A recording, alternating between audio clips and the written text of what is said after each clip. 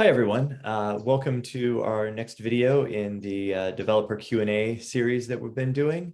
We're going to be talking to Catherine today. Catherine, can you introduce yourself and what it is you do? Hi, my name is Catherine Litviatis. My camera just was weird for a second. Hi, I'm Catherine Litviatis. I'm the community and marketing manager over at Armor Game Studios. We are an indie game publisher. And I've been in games about over 4 years now. I'm starting to approach 5, which is exciting. I graduated from RPI's games program back in 2017. I've been working across PC, console, mobile, all those kinds of things. But I've kind of settled in indie games, which is like a very fun, exciting place to be, I feel. Awesome. So we have a community management team, as I was telling you about earlier, and they're trying to figure out what that means and what all the different kind of things that they should be doing are. And they've got some great ideas, but I think they would be very excited to hear what it is you do on a day-to-day basis in your position. So that's a really fun one to answer for me, because not only do I work in indie, but and not only am I just a community manager, but I'm also handling marketing stuff. But for the typical community manager, again, it kind of varies. CMs tend to be very, jack of all trades, wearing many hats kind of thing. But obviously the big focus is working directly with the people who are playing your games and stuff. So building spaces for them via Discord or forums or whatever community channels use, even social media in some industries, it's more focused towards that. Kind of, working to communicate directly with those people, making sure the space is healthy for them to engage with. Writing, communications for them to let them know about big changes with the game, relaying information back to the development team about what people are saying in the community, because you're able to get that better eye on what's going on in there. So I guess that's kind of like in short. For me personally, it depends day to day because we have a very large portfolio and our needs vary across projects. So I could be doing everything from making social media assets to writing copy for our storefronts to everything in between, working with our PR firm, all that kind of stuff. So it really depends on the kind of specific community job you get into, but I feel like that's kind of the basics of community management right there. Cool. So just to be clear, you tend to be working as community management for the studio as opposed to community management for just a specific product. Yeah. So because we're a publisher, it really depends on the game. But for a lot of our games, we do kind of set up their community spaces for them. We take the lead on running those spaces so they can focus more on actually making the game. And things along those lines. It kind of depends on the unique relationship we have with that team. Some teams like to be really involved with their community, so we might do some of the work, but they're also still keeping up with things. And some of them are like, nope, you can do it. They trust us to kind of handle these things. Like it's kind of like they really trust us with the keys to their game and their image and stuff. So we help them with that. Yeah. Well, you've developed the skills that are necessary for doing that. So you work for an indie studio. We've talked to some people, or I've talked to some people in past weeks that work for big AAA, studios, BioWare, that kind of thing. What size is your studio, and what size are the teams within your studio approximately? So Armor Game Studios is the publishing arm of the Flash game company, Armor Games, and the entire company, I think we're like maybe 10 or 12 people. We're really small. That usually surprises people, but we're a very close-knit team. We're kind of very intentionally small. Like even if we grow, we kind of like being, a very tight-knit sort of team. But that's the publishing arm is 10 or 12 people, right? And then we're most of the company, so. Then the people developing the individual games or the teams developing those, what sizes are those? Well, no, like the whole company, Armor Games, is like 10 or 12 people. We're mostly the publishing arm, I feel like, but we're really tiny. And like some people, they also do some stuff on the actual Armor Games website and things like that. But I'd say that most of us are in the publishing side of things. And yeah, whenever I tell people that Armor Games is that small, they're like, wait, really? Cool. Okay. So that's a really nice other end of the spectrum And the kind of things you need to do to coordinate are going to be quite different than someone who's working, on a team of 40 in a studio of 300, right? Mhm. There's a lot of difference. We're experiencing in our game studio that we're 100 people working together on a single game, and so really running into a lot of the levels of complexity that happen in communications, as opposed to small teams, which most of the students have been used to working on, of like 5 or 6 people working on a small project. Yeah, and we're entirely remote too. Like Armor's a fully remote company, so our team is spread out across the United States, like all the time zones and stuff. And then our developers are spread out. The people that we publish for are all across the globe. So like we even have like developers in like Australia, and the Bear and Breakfast team, they're all the way in Romania. Like, so we're communicating across time zones anyhow in our work, which creates we've surprisingly done, I feel like we've done a very good job at kind of making that work for us. Mm-hmm. Yeah, and so those teams that are external that you're publishing for, they might be 5 or 10 or 30 developers working on a particular game, but you're coordinating with them, and they're external. Is that right? Yeah, they're all small. So we're an indie publisher, so we only Right. publish for like those smaller teams and stuff, but they're kind of, we're working with them, like usually like 1 or 2 people from their team, mostly kind of communicating with them, and like each game, like they have their own producer that works with them to kind of from our end, that helps keep things on track.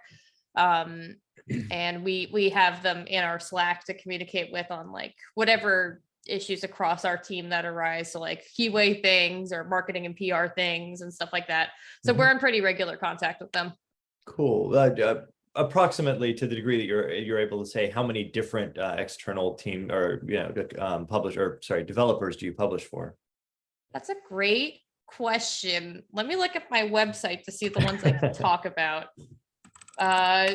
I mean, just a rough number, like, in the tens, in the hundreds, and, I could count it on one hand. Like, you don't have to be.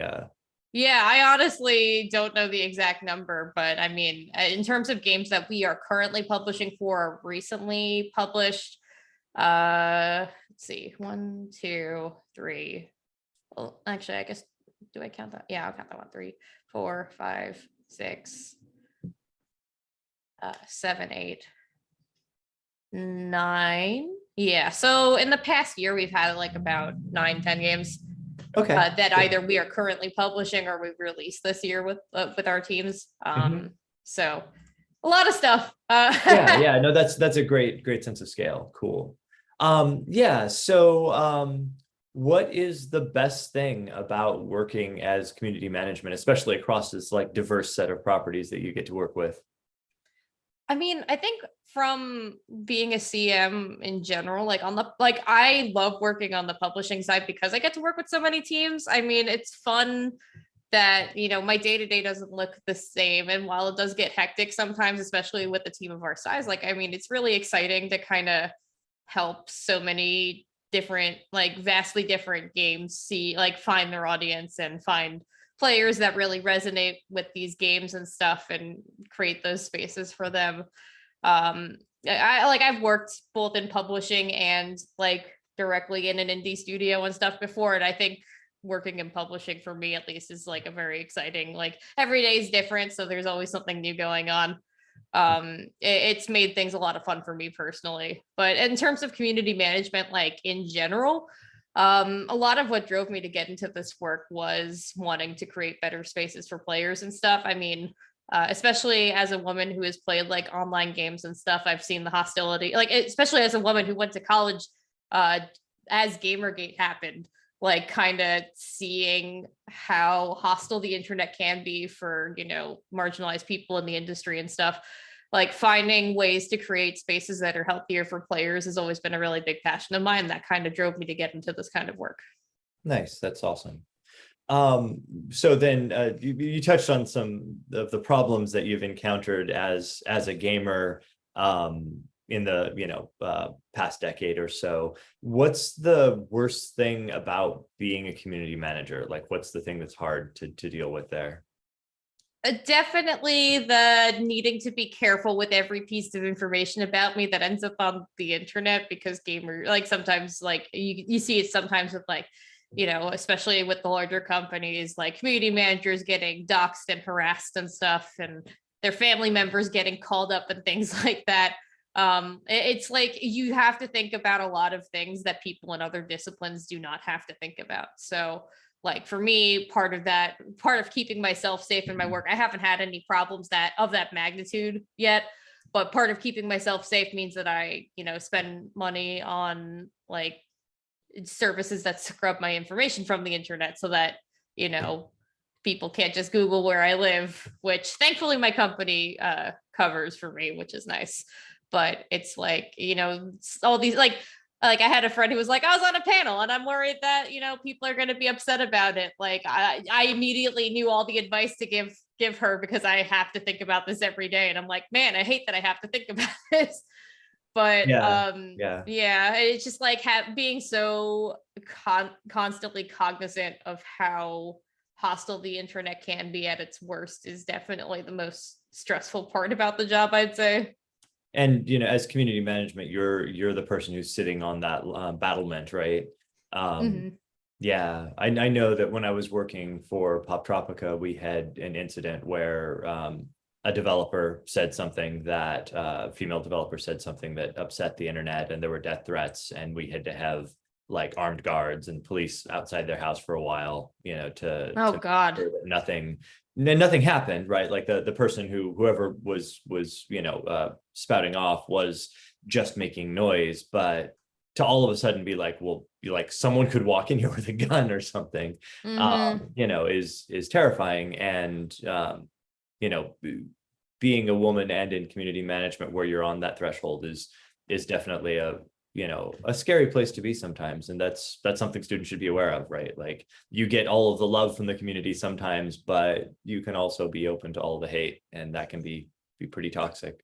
Yep. And even if for the students that don't want to go into community management and stuff, I would definitely encourage you to be your community manager's biggest champions, because they could really use that in the workplace in general. Because not only is the work like obviously demanding in that sense, but it generally we don't receive the same sort of respect or care that we need inside of our studios. For like, thankfully I'm at a company that really does care about my work, but usually we like it helps to have advocates on the inside, making sure that you're getting what you need and that you're able to get the support from your teams and stuff. Mhm. Yeah, the other part of it, the community management role, is that often you're the person who's getting feedback from the community. And if there's not active external playtesting going on, you're sort of the path that between what the community is saying and wants and developers, and building those internal relationships with the developers so that they are going to know that you understand what you're hearing and be willing to listen to what you're giving Mhm. as feedback from the community. I've worked at studios that don't have that pathway, and a lot of potential useful information is denied the developers if it's not there. Yeah, community management works best when the community team is treated as, just a part of the development team, because we are kind of that liaison between the players and the programmers and the QA teams and all that. So it's real like it's a more important role than it's given credit for sometimes. Yeah, yeah. I'm glad that we've chosen to make sure we have a CM team for our product, so people are getting some of that experience, and all of our developers are getting a chance to work with a community management team and learn how important they are. So that's cool. Yeah, I think Um, that's so cool. Thank you. So what would you say to yourself on your first day as a student? But maybe talk a little bit about what you studied and how you ended up as a community manager. But what would you say to yourself now, knowing that you're doing what you're doing when you first started studying in college?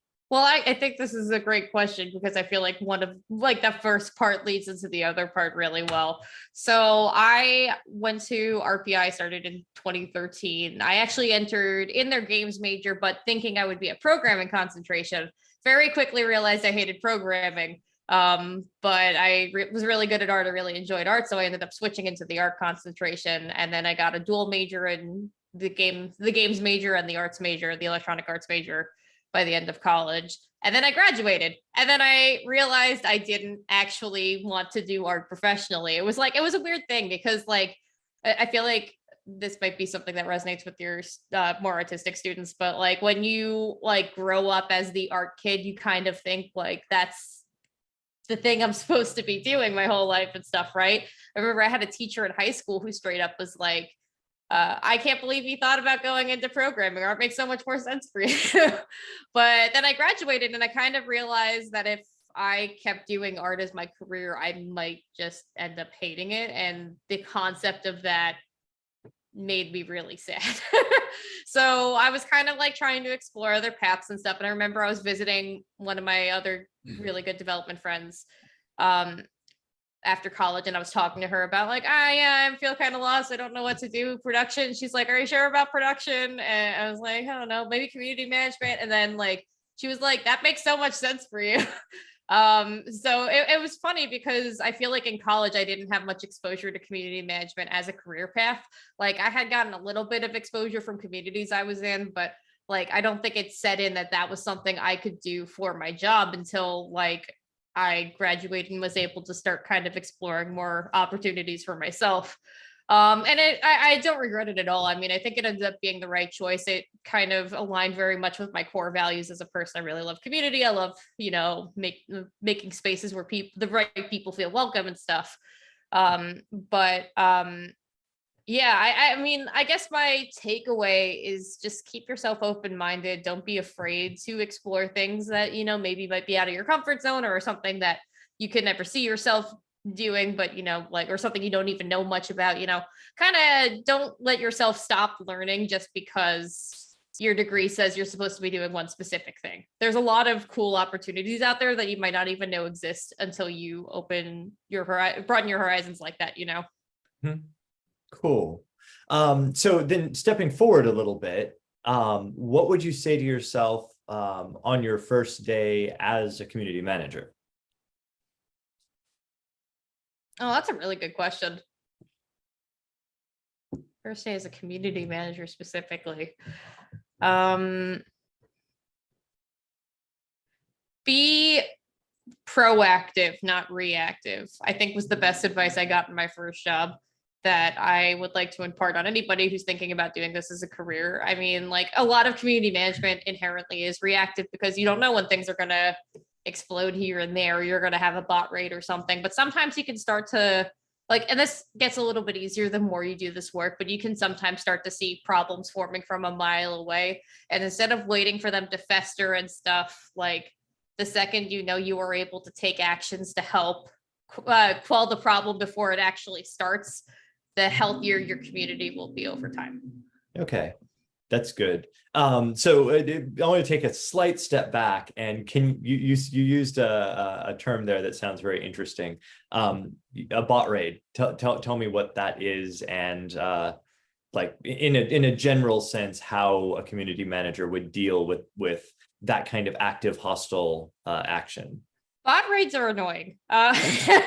Yeah, it's like just generally something that happens with like open invite servers where somebody joins and they with an account that is literally set up to just spam malicious links and stuff in the server.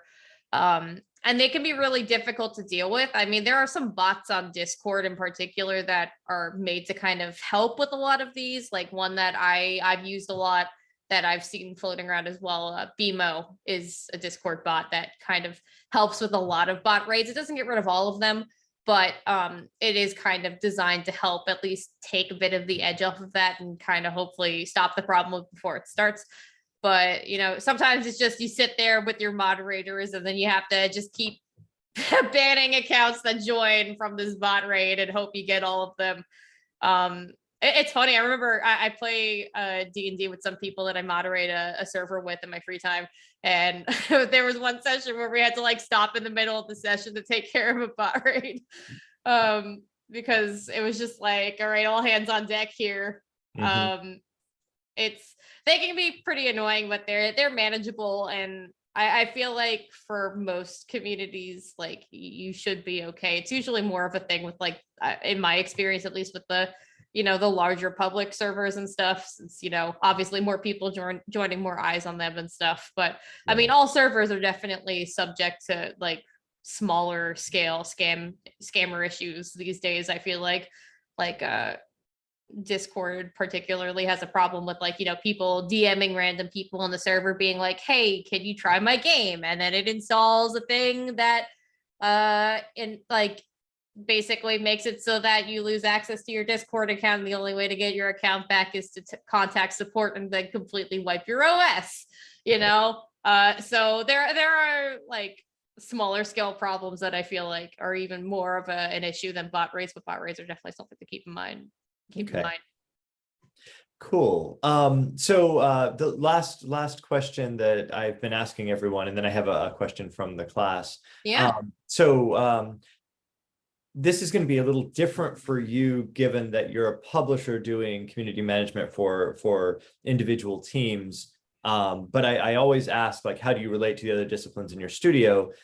You're at publishing, so like, how do you relate to and communicate with the developers that you're publishing for? Like, how do you find out about their game? How do you do discovery to see what kind of a community you should be trying to create? Like, what are those interfaces like, and how do you do your job when you're at a distance from the sort of game itself?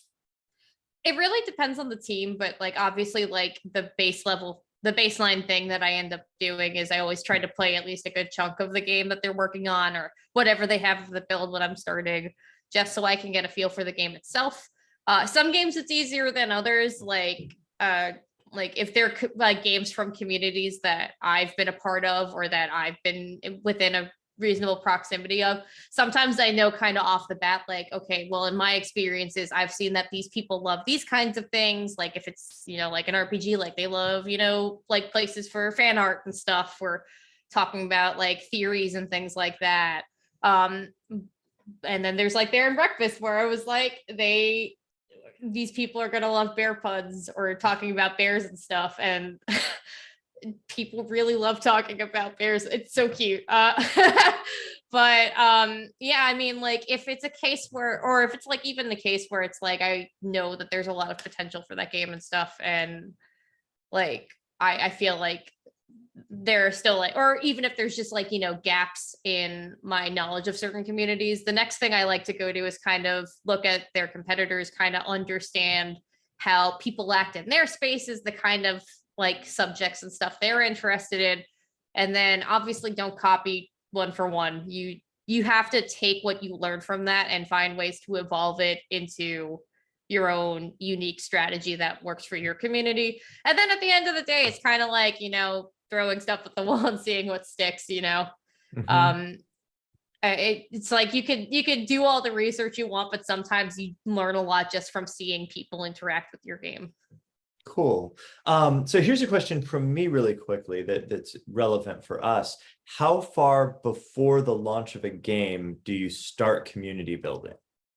It depends on the game. It depends on when you announce it. I feel like, are you doing like marketing in general, I feel like is something you should start thinking about as soon as possible, because not only is it going to shape the success of your game, but I mean, like there was actually a really good GDC talk that Victoria Tran and someone else did a few years back on pre-market research, which is kind of like, understanding the market that this type of game is going into and like designing around that, and like, starting with the strategy from the very inception of the game. But like, as far as community goes, it really depends on how much public, ideally you should be doing it some amount of time before, just because you want to start getting the ball rolling on, community and building that invisibility for your game and stuff like that. Just because word of mouth is a very powerful tool for getting people to look at your game and stuff. But you have to, it kind of like is something that has to be in tangent with whenever you start doing like the largest pushes in your marketing. I feel like once you start like establishing yourself on social media and submitting to events, and like if you're doing Steam Next Fest, like when you're like lined up with those kinds of larger beats, that would help get eyes on your game. I feel like they kind of go very hand in hand in that sense. Great. That is useful.